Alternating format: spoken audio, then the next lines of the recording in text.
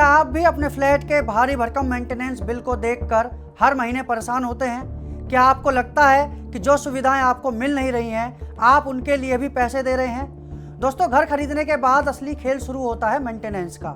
क्या आपको पता है कि बिल्डर आपसे 2-3 साल का एडवांस मेंटेनेंस मांगकर आपके पैसों से अपना फायदा उठा रहा है? क्या कानूनन आपको एडवांस पैसा देना जरूरी है?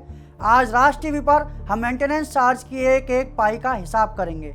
नमस्कार, मैं हूं मुकेश कुमार और आप देख रहे हैं राज टीवी।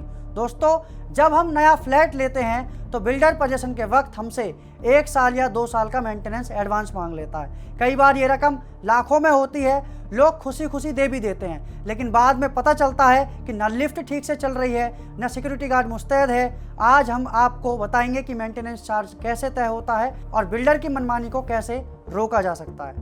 पहली बात, एडवांस मेंटेनेंस का सच।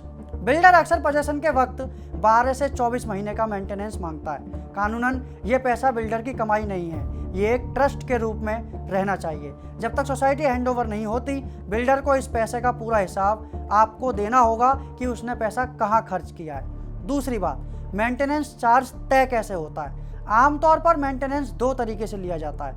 प्रति स्क्वायर फीट, यानी जितना बड़ा घर उतना ज़्यादा पैसा। दूसरा कि फ्लैट वाइज, यानी घर छोटा हो या बड़ा, सबको बराबर पैसा देना होगा। महाराष्ट्र और कई राज्यों के नियमों के मुताबिक सर्विस चार्ज जैसे गार्ड, सफाई, लिफ्ट सबको बराबर देना चाहिए, जबकि सिंकिंग फंड और मरम्मत फ्लैट के एरिया के हिसाब से होनी चाहिए। तीसरी बात, किन सुविधाओं का पैसा देना है।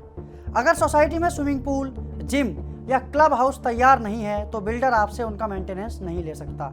आप लिखित में आपत्ति दर्ज करा सकते हैं कि जब सुविधा शुरू नहीं हुई तो पैसा किस बात का। चौथी बात, सिंकिंग फंड। ये वो पैसा है जो भविष्य में बिल्डिंग के बड़े सुधार या दोबारा पेंट के लिए जमा किया जाता है। सुनिश्चित करें कि ये पैसा बिल्डर के पर्सनल खाते में नहीं बल्कि सोसाइटी के नाम पर जमा हो। पांचवी बात, रेरा का नियम। रेरा कहता है कि पोजीशन मिलने के बाद जब तक कोऑपरेटिव हाउसिंग सोसाइटी नहीं बन जाती और बिल्डर उसे हैंडओवर नहीं कर देता, तब तक मेंटेनेंस के लिए बिल्डर जिम्मेदार है। वो आपसे मनमाना पैसा वसूल कर अपनी जेब नहीं भर सकता।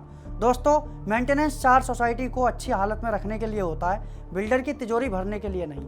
जागरूक बने, हर साल सोसाइटी की मीटिंग में ऑडिट रिपोर्ट मांगें। अगर आपको लगता है कि आपसे ज़्यादा पैसे लिए जा रहे हैं तो आप कंज्यूमर फोरम में या फिर रेरा में इसकी शिकायत कर सकते हैं। अपनी मेहनत की कमाई का हिसाब मांगना आपका अधिकार है। उम्मीद है आज की इस जानकारी के बाद आप अपना मेंटेनेंस बिल ध्यान से पढ़ेंगे। इस वीडियो को अपनी सोसाइटी के व्हाट्सएप ग्रुप में जरूर भेजें। आगे फिर मुलाकात होगी एक नए एपिसोड में नई जानकारी के साथ। तब तक के लिए देखते रहिए राज टीवी।